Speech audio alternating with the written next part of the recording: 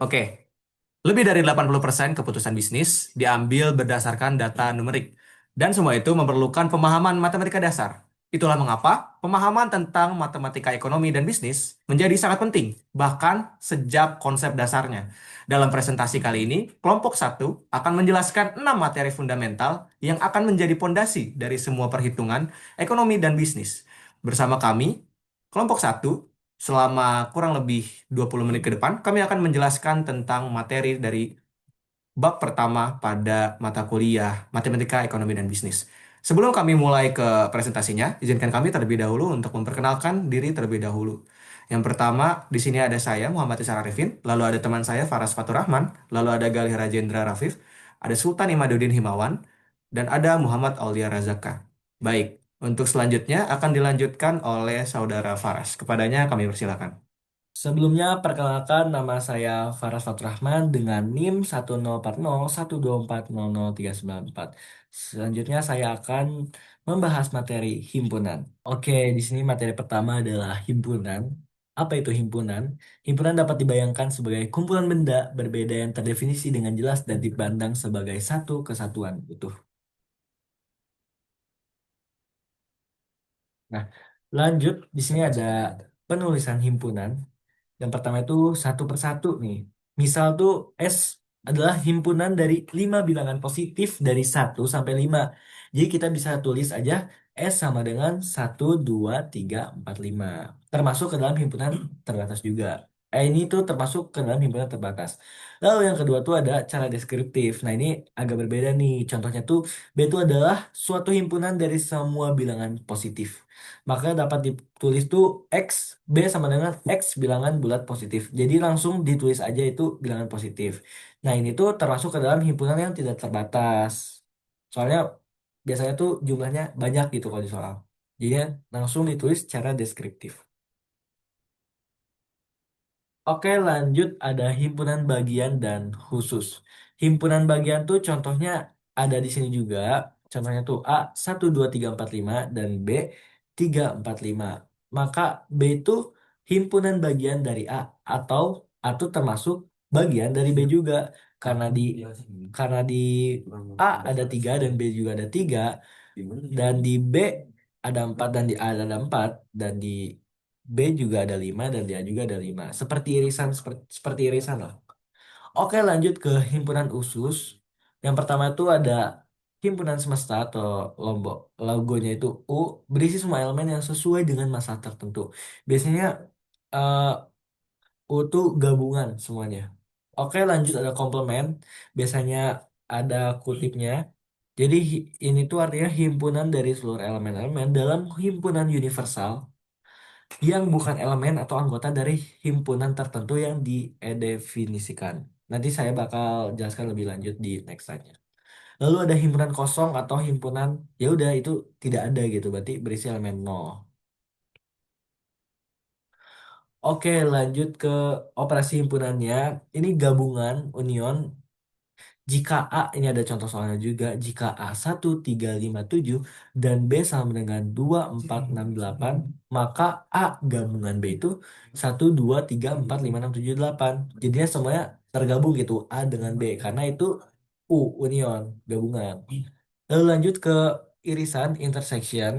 Jika A sama dengan 1, 3, 5, 7 dan B sama dengan 3, 5, 6, 8, maka A irisan B itu 35. Karena kita lihat di sini A dan B itu beririsan, yaitu beririsannya apa aja?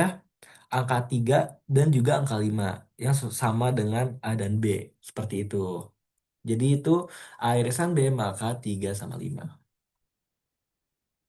Oke, lanjut ke operasi himpunan yang terakhir adalah komplement. Komplement itu biasanya dilambangkan dengan A komplement, artinya itu seluruh seluruh elemen atau anggota dalam himpunan universal U yang nggak ada di dalam himpunan A. Seperti itu. Nanti ada contoh yang lebih detailnya. Nah, di sini kita ada contoh soal. Nah, kita bisa lihat diketahui himpunan seluruhnya, himpunan U semestanya tuh 1 sampai 10. Dan himpunan-himpunan berikutnya tuh A ada 1, 2, 3, 4, 5, 6, 7, 8, B 2, 5, 8, 10, dan C 1, 3, 5, 7. Kita tentukan nih B gabungan C-nya. gabungan B dan C, lalu yang B A irisan B, lalu yang C komplement dari A itu berapa, dan D komplement dari B itu berapa. Oke, kita langsung aja selesaikan problem soal ini. Oke, penyelesaian dari A ya. Kita lihat B gabungan dari C. Kita langsung lihat saja eh, himpunan dari B sama C-nya saja. Berarti kita lihat diketahuinya B-nya berapa? 2, 5, 8, 10. Dan C-nya 1, 3, 5, 7. Berarti kita langsung gabungin aja. Tapi ingat harus berurut si cara penulisannya. Jadi B gabungan C adalah 1, 2, 3, 5, 7, 8, dan 10. Oke, lanjut ke bagian ini. Yang B, A gabungan A irisan B. Kita kita harus tahu diketahuinya A itu apa aja sih isinya. Nah, kita lihat 1, 2, 3, 4, 5, 6, 7, 8 dan B 2, 5, 8, 10. Nah, karena ini soalnya gabungan, karena ini soalnya irisan, kita lihat yang sama tuh yang mana aja. Kita lihat, oh ternyata A sama B itu ada duanya juga. Oke, kita tulis dua. Kita lihat yang A ada 5 dan juga B ada 5. Oke, kita tulis. Kita lihat lagi 5, 6, 7, 6 tuh juga ada. Oh, ternyata ini 8 ada nih. A sama B. Berarti itu A gabungan B. Jadi kesimpulannya A gabungan B adalah 2, 5, 8. Oke, lanjut ke penyelesaian nomor C, yaitu komplement dari A terhadap semesta. Nah, simpel banget, kita ketahui dulu ya, U-nya tuh apa aja. Oke, kita bacakan aja, U-nya itu ada 1, 2, 3, 4, 5, 6, 7, 8, 9, 10. Lalu A-nya kita yang tadi di soal sebelumnya, diketahui itu 1, 2, 3, 4, 5, 6, 7, 8. Nah, rumusnya biar cepet tuh, A komplement sama dengan universal dikurang sama himpunan A-nya. Nah, cara kayak gimana? Kita langsung tulis ulang aja. Si universalnya berapa? 1, 2, 3, 4, 5, 6, 7, 8, 9, 10 dikurang sama himpunan A-nya. Nah, kita coret-coret aja angka yang sama dan ternyata di universal tuh tidak ada eh, di A tuh tidak ada 9 dan 10. Berarti itu jawabannya. Jadi A komplement tuh sama dengan 9 dan 10. Kenapa? Karena 9, 9 dan 10 tuh tidak include di himpunan A. Oke, sama seperti tadi juga di nomor D, di bagian D, komplement dari B terhadap universal B komplement. Sama aja, kayak tadi pengerjaannya, kita tulis dulu U-nya apa aja, lalu B-nya apa aja, lalu kita menggunakan rumus B komplement sama dengan universal dikurang B. Dan hasilnya kita lihat eh 1, 2, 3, 4, 5, 6, 7, 8, 9, 10 dikurang sama himpunan 2, 5, 8, 10. Kita lihat nih, kalau yang sama kita coret aja, jangan dimasukin. Oh, ternyata ini ada nih satu. Oke, 3, 4, 6, 7, 9. Nah, ini berarti yang tidak termasuk ke dalam himpunan B tersebut. Jadinya ini adalah jawabannya. Jadi intinya komplement itu tidak termasuk himpunan yang si B-nya. Seperti itu. Oke, buat materi selanjutnya akan dijelaskan oleh rekan saya. Oke, halo semuanya. Perkenalkan, nama saya Galih Rajendra Rafif. Saya di sini akan menjelaskan tentang materi aturan pemangkatan, pemfaktoran, dan juga perkalian. Jadi materi yang akan kita bahas itu yang pertama ada aturan pemangkatan dasar, lalu ada pemfaktoran aljabar sederhana, lalu ada perkalian dalam bentuk aljabar metode FOIL, dan yang terakhir ada penerapan dalam penyederhanaan persamaan ekonomi atau fungsi-fungsi. Lanjut saja ke materi yang pertama, yaitu aturan pemangkatan eksponen dasar. Jadi, eh, definisi eksponen itu, eksponen menyatakan jumlah perkalian berulang dari suatu bilangan yang sama. Jadi contohnya itu, kalau A dikali N sama dengan A-nya tuh dikali sebanyak N-nya seperti itu. Nah, lalu di tabel bawah ini ada aturan-aturan dasar eksponen. Jadi yang pertama, eh, kalau ada A pangkat M dikali A pangkat N sama dengan A pangkat M ditambah N. Nah, itu ada contohnya ya guys. Lalu lanjut yang kedua, ada A pangkat M eh, per A pangkat N sama dengan A pangkat M dikurangin N. Lalu yang ketiga ada dalam kurung A pangkat N pangkat A pangkat M sama dengan A pangkat M dikali dengan N. Lalu yang keempat ada dalam kurung AB pangkat N sama dengan A pangkat N dikali B pangkat N. Jadi dipisah satu-satu. Lalu yang kelima ada dalam kurung A per B pangkat N sama dengan A pangkat N per B pangkat N. Semuanya dipangkatkan. Lalu yang keenam ada A pangkat 0 sama dengan 1 jika A bukan 0. Lalu ada yang terakhir ada A pangkat min N sama dengan 1 per A pangkat N. Lalu lanjut kita ke pemfaktoran aljabar sederhana. Jadi pemfaktoran itu adalah proses memecah suatu bentuk aljabar menjadi perkalian dari bentuk-bentuk aljabar yang lebih sederhana. Nah, yang ini ada jenis-jenis pemfaktoran dasar. Yang pertama ada faktorisasi persekutuan terbesar atau faktor persekutuan umum. Contohnya yaitu 6x ditambah 9 sama dengan 3 dalam kurung 2x tambah 3. Lalu yang kedua ada faktorisasi bentuk kuadrat trinomial. Nah, bentuk umumnya tuh ax pangkat 2 ditambah bx ditambah cax pangkat 2 ditambah bx ditambah cax pangkat 2 ditambah bx dan ditambah c. Nah, kalau a-nya 1, maka kita cari dua angka yang hasil kalinya c dan jumlahnya sama dengan b yang sama. Nah, contohnya x pangkat 2 ditambah 7x ditambah 10 sama dengan dalam kurung x ditambah 2 dikali dalam kurung x ditambah 5. Lalu, jika A bukan 1, maka kita menggunakan metode AC. Yang pertama, kita cari angka yang hasilnya A kali C. Lalu kita pisahkan tengahnya dan faktorkan kelompoknya. Lalu yang ketiga ada bentuk faktorisasi selisih kuadrat.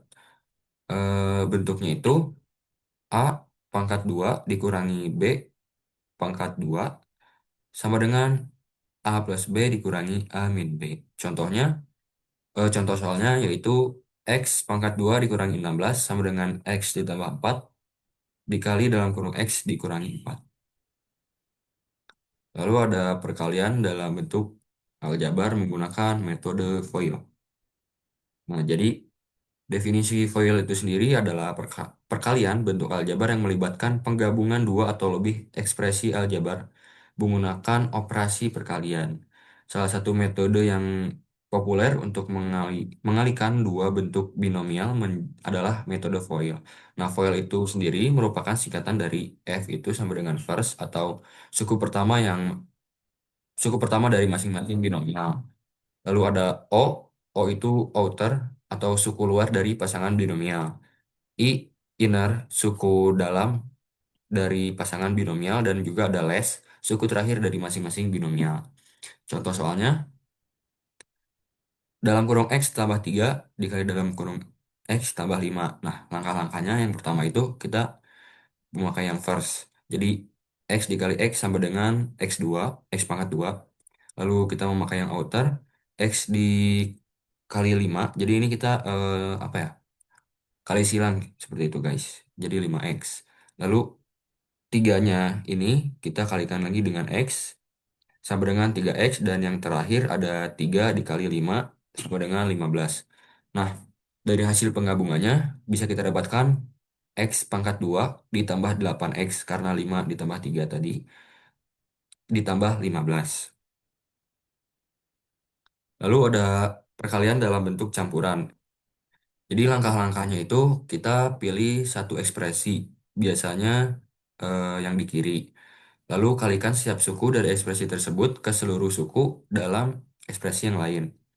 Lalu kita gabungkan hasil-hasilnya seperti tadi dan juga kita menyederhanakan dan dengan menjumlahkan suku-suku sejenis. Jadi contohnya yang pertama itu dalam kurung 2x dikurangi 1 dikali dalam kurung x ditambah 4. Nah, langkah yang pertama, kita kali silang dulu 2x, kali silang semuanya dari mulai 2x dikali x sama dengan 2x pangkat 2, lalu 2x dikali 4 sama dengan 8x, lalu kita kalikan yang minus 1 dikali x sama dengan minus x, dan minus 1 dikali 4 sama dengan minus 4. Nah, kita gabungkan semuanya kan menjadi 2x pangkat 2 ditambah 8x dikurangi x dikurangi 4. Nah, kita sederhanakan 2 menjadi 2x pangkat 2 ditambah 7x dikurangi 4. Itu. Lalu ada penerapan dalam penyederhanaan fungsi ekonomi. Jadi tujuan penyederhanaan ini tuh sebenarnya untuk mempermudah dan menganalisis perhitungan fungsi ekonomi. Lalu menentukan nilai-nilai penting seperti titik impas, keuntungan maksimal, dan juga biaya minimum. Lalu membantu proses permodelan dan juga pengambilan keputusan bisnis. Lalu di sini ada fungsi-fungsi dalam ekonomi. Yang pertama ada fungsi biaya, lalu ada fungsi pendapatan, fungsi laba, lalu ada juga fungsi permintaan dan penawaran. Lalu di sini ada contoh kasus dari fungsi biaya. Eh, Misalnya C dalam kurung X sama dengan X pangkat 2 ditambah 5X ditambah 6. Lalu kita faktorkan menjadi C dalam kurung X sama dengan X tambah 2 dikali X tambah 3. Nah, fungsi biaya ini tuh dalam bentuk faktorisasi dapat digunakan untuk menentukan titik impas tadi atau menggambarkan grafik biaya. Lalu ada contoh yang fungsi laba. L dalam kurung X sama dengan R dalam kurung X dikurangi C dalam kurung X. Nah, misalnya 20X dan C dalam kurung X sama dengan X2 ditambah 5X ditambah 6. Maka bisa kita jabarkan lagi, 20X dikurangi X2, 20X dikurangi dalam kurung X2 ditambah 5X ditambah 6. Sama dengan 20X dikurangi X2 dikurangi 5X dikurangi 6. Lalu kita jumlahkan semuanya menjadi min X ditambah 5X dikurangi 6. Lalu ini adalah bentuk kuadrat yang bisa kita faktorkan. L dalam kurung X sama dengan minus dalam kurung X pangkat 2 dikurangi 15X ditambah 6. Nah, fungsi laba ini dapat digunakan untuk menentukan kapan perusahaan rugi dari rumus L dalam kurung X kurang dari 0. Dan kapan impas yaitu sama dengan 0 dan kapan untung maksimal pada puncak parabola. Seperti itu. Lalu materi selanjutnya akan dijelaskan oleh rekan saya. Terima kasih. Oke, baik. Mohon izin, saya mengambil alih kembali. Saya akan memperkenalkan diri saya kembali. Nama saya Muhammad Isar Arifin dengan NIM 1040 1240 0276. Di sini saya akan membahas tentang materi pengenalan matematika dalam ekonomi dan bisnis. Jadi, apa sih matematika dalam ekonomi dan bisnis itu? Em, kita lanjut ke slide selanjutnya ya. Nah, apa itu matematika ekonomi dan bisnis? Jadi, matematika ekonomi dan bisnis ini adalah sebuah penerapan konsep-konsep matematika dalam dunia ekonomi dan dunia usaha. Artinya, matematika digunakan sebagai alat bantu untuk membantu kita memahami, menganalisis, dan menyelesaikan berbagai persoalan yang muncul dalam kegiatan ekonomi dan bisnis. Contohnya, dalam kegiatan bisnis sehari-hari, kita sering banget nih menghadapi pertanyaan kayak misalnya berapa jumlah barang yang harus diproduksi agar perusahaan nggak rugi, terus gimana sih caranya menentukan harga jual yang menguntungkan, lalu berapa sih keuntungan bersih yang akan diperoleh jika biaya produksi naik. Nah, pada intinya semua pertanyaan itu dapat dijawab dengan pendekatan matematika. Jadi, matematika di sini bukan sekedar hitung-hitungan biasa, tapi bisa menjadi alat pengambilan keputusan yang sangat penting dan tentunya sangat tepat perhitungannya. Kita lanjut. Nah, iya ini yang tadi saya jelaskan ya, peruntukan dari matematikanya. Nah, kita lanjut. Kenapa sih matematika ini penting dalam dunia ekonomi dan bisnis? Yang pertama, dalam pengambilan keputusan. Dalam dunia usaha, setiap keputusan itu harus didasarkan pada data yang objektif, bukan sekedar intuisi, apalagi tebak-tebakan ya. Nah, misalnya di sini ada contoh, seorang pemilik usaha harus memutuskan apakah akan menaikkan harga barang atau menambah jumlah produksi. Jika keputusan itu diambil sembarangan, hasilnya bisa merugikan perusahaan. Nah, dengan menggunakan matematika, khususnya pada bagian fungsi dan grafik, kita bisa nih memodelkan hubungan antara si harga, jumlah permintaan, sama si labanya. Sehingga keputusan yang diambil itu bisa menjadi tepat dan efisien. Seperti itu. Nah, yang selanjutnya adalah untuk menghitung dari perhitungan laba itu sendiri. Nah, dalam bisnis, dua hal yang paling penting itu adalah pendapatan sama biaya. Nah, matematika memberikan cara yang sistematis untuk menghitung kedua hal ini. Nah, secara umum, yang kita kenal itu rumus laba itu adalah yang seperti ada di gambar ini, yaitu laba sama dengan total pendapatan dikurangi total biaya. Nah, di sini pendapatan itu dihitung dari harga jual dikali jumlah produk yang terjual. Sedangkan biaya itu bisa dibagi menjadi dua. Yang pertama ada biaya tetap atau fixed cost seperti sewa toko, lalu ada gaji bulanan, ada biaya listrik. Dan biaya ini tuh nggak berubah meskipun jumlah produksinya naik atau turun. Lalu yang kedua ada yang namanya biaya variabel. Nah, biaya variabel ini seperti bahan baku atau biaya produksi per unit yang diproduksi. Jadi, harga ini tergantung pada seberapa banyak barang yang diproduksi itu. Jadi, kuantitasnya yang berlaku ketika kita mau menentukan biaya variabel ini. Dan dengan mengetahui komponen ini, baru deh kita bisa merancang strategi bisnis yang lebih matang. Seperti itu. Nah, untuk yang ketiga, analisis biaya dan break even point ya. Jadi, matematika ini dalam bisnis itu juga digunakan sebagai alat analisa apakah bisnis kita berada di dalam kondisi untung, kondisi rugi, atau bahkan di kondisi impas gitu ya. Nah, salah satu konsep yang sering digunakan adalah di sini seperti yang poin kedua disebutkan ini adalah break even point atau yaitu titik di mana pendapatan sama dengan biaya. Artinya bisnis kita udah balik modal lah, udah impas gitu. Nggak untung, nggak rugi, pokoknya modal udah balik gitu. Nah, kita lanjut ya. Kita lanjut ke contoh kasus sederhananya di sini ya. Kita coba bahas contoh sederhana penerapan matematika dalam dunia bisnis. Nah, di sini saya punya soal, yaitu dalam menentukan harga jual. Sebuah produk memiliki biaya produksi, anggaplah produk ini misalnya kaos ya, kaos biaya produksinya 30.000. Terus si pemilik usaha kaos ini pengen punya laba, dapat laba nih sebesar 10.000 untuk setiap kaos yang dijual. Nah, kita bisa hitung harga jual ya dengan rumus. Bentar. Ini rumusnya. Harga jual sama dengan biaya produksi ditambah laba yang ingin kita dapatkan. Nah, seperti yang barusan saya sebutkan, biaya produksinya itu kan adalah 30.000 untuk satu buah kaos ya.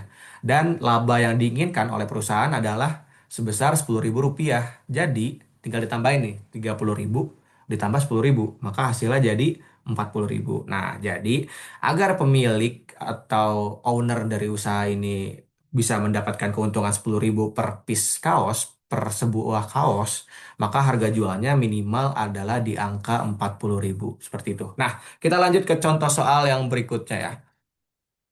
Nah, di sini adalah soal tentang menghitung BEP atau break even point. Nah, di sini kita berandai-andai aja ya. Bayangkan sebuah perusahaan nih. Sebuah perusahaan memiliki biaya tetap sebesar 5 juta rupiah. Lalu dia punya harga jual per unit itu sebesar 50.000 rupiah.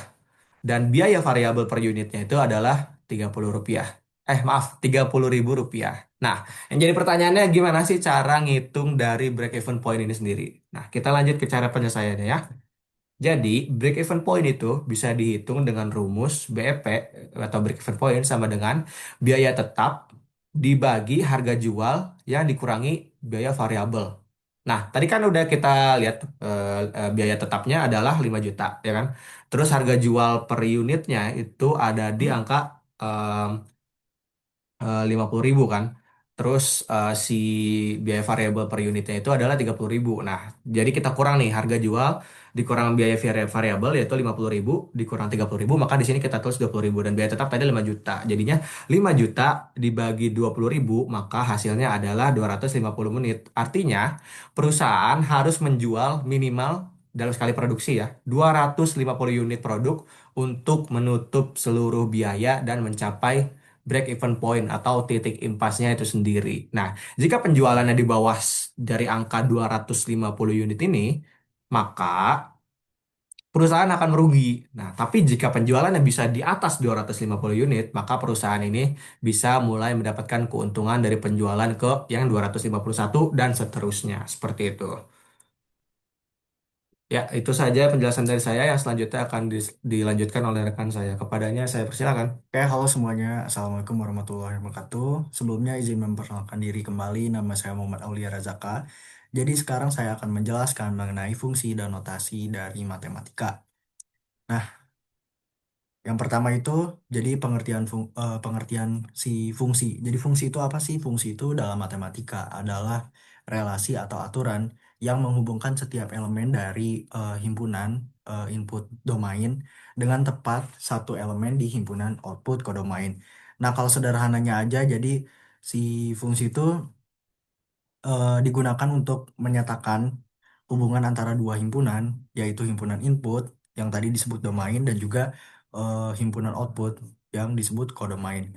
Nah, contoh sederhananya tuh yaitu di bawah tuh ada udah saya kasih yaitu fx sama dengan 2x plus 3.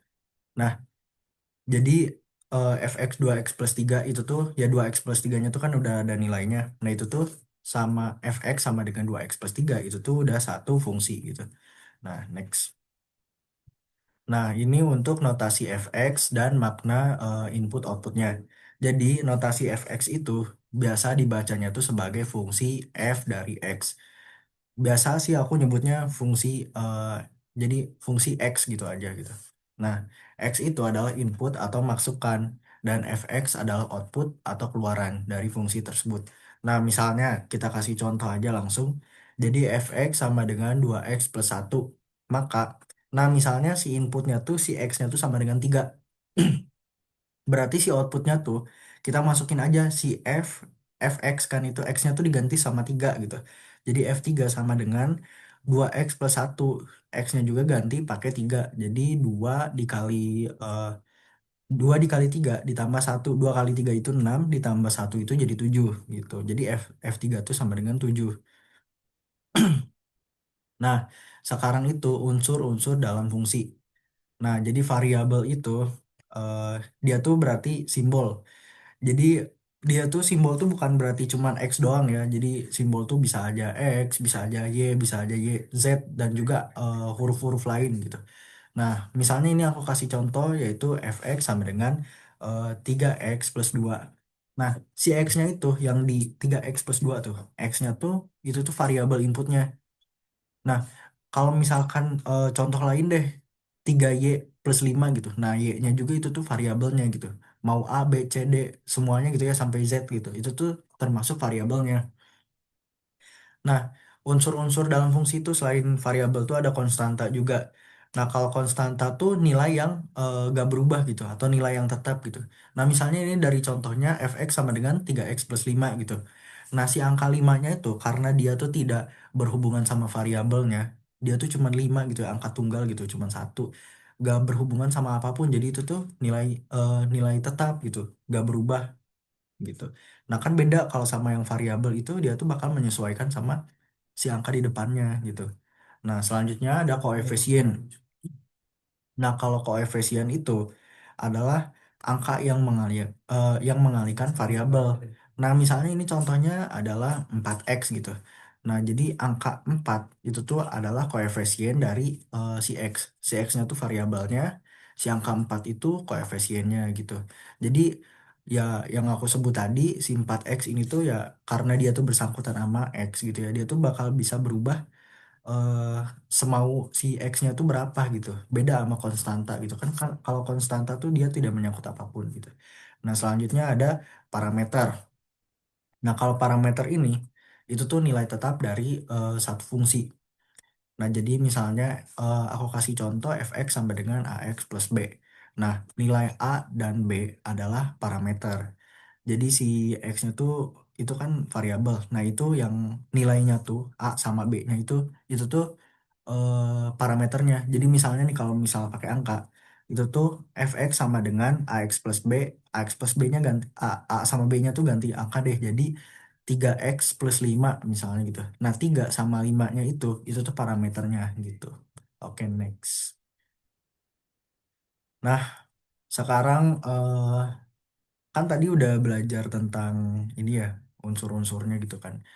Unsur-unsur fungsinya. Nih, kalau misalkan fungsi itu dimasukin ke fungsi permintaan sama penawaran tuh gimana sih? Jadi kalau di fungsi permintaan itu ya berarti kan demand tuh. Jadi kide. Nah, si kide itu tuh yang aku kasih contoh kide sama dengan 100 min 2p. Kide itu si fungsinya. Nah, 100 itu berarti dia kan gak ada variabelnya, berarti dia tuh konstantanya gitu. Min 2p. P-nya tuh artinya kan harga, P tuh variabelnya gitu. Nah, jadi kide-nya tadi fungsinya terus sama dengan 100 min 2P gitu. P-nya tadi harga, 100-nya konstantanya. Nah, ini si angka 2 yang menyangkut sama variabel itu tuh ya koefisiennya berarti. Oke. Nah, kalau sekarang itu fungsi penawarannya nih. Fungsi penawaran tuh berarti supply QS, misalnya aku kasih contoh QS sama dengan min 20 plus 3P gitu. Nah, si QS ini jumlah barang yang ditawarkan alias dia tuh fungsinya gitu, fungsi supply-nya gitu. Sama dengan min 20 plus 3P.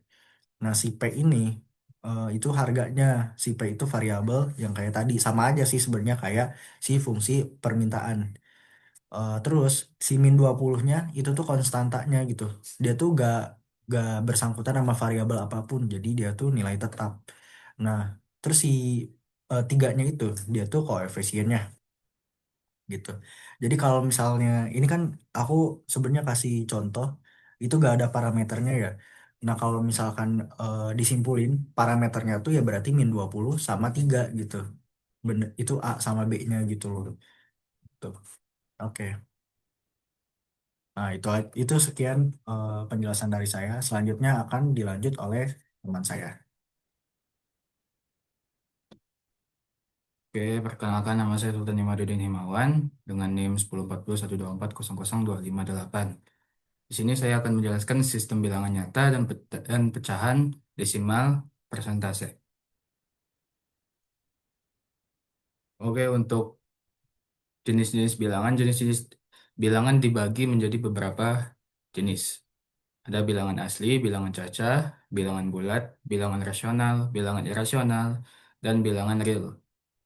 Jadi untuk bilangan asli, itu dimulai dari angka 1, 2, 3, 4, 5, dan seterusnya. Untuk bilangan cacah, itu adalah bilangan asli ditambah dengan 0. Jadi 0, 1, 2, 3, 4, 5, seterusnya. Untuk bilangan bulat itu semua kayak dari 0, 1, 2, 3, 4, 5, 6, 7 ke -1, -2, -3, -4 itu semuanya termasuk bilangan bulat. Termasuk juga negatif itu termasuk bilangan bulat. Untuk bilangan rasional itu bilangan yang bisa ditulis sebagai A atau B. Misal 1/2, -3, 4, atau 0,75 juga bisa. Nah, untuk bilangan irasional tuh tidak bisa ditulis sebagai AB, kayak akar 2, pi, dan simbol-simbol lainnya. Nah, untuk bilangan real itu bilangan rasional dan irasional yang digabung. Jadi semua bilangan pada garis bilangan. Oke, next. Oke, ini untuk konversi antar bentuk bilangan. Misalnya desimal ke pecahan. Di sini kita ada contoh 0,75 itu bentuk pecahannya berapa. Jadi kalau mau dari desimal ke pecahan itu bisa dikali 100%. Jadi kayak nol ah maaf, kalau desimal ke pecahan itu bisa kayak 0,75 itu kan berarti 75/100. Tinggal disederhanakan dapat 3/4. Jadi 0,75 itu sama dengan 3/4. Nah, untuk pecahan ke desimal itu tinggal dibagi aja. Misal kita ada bilangan sepertiga. Berarti 1 dibagi 3, yaitu hasilnya 0,33333 gitu. Untuk persen ke desimal itu bis, kan persen itu 25. Ini misal ada contoh 25%. Jadi kan 25/100 tinggal dibagi aja. 25 dibagi 100 yaitu 0,25. Nah, untuk desimal ke persen, itu tinggal dikali aja 100%.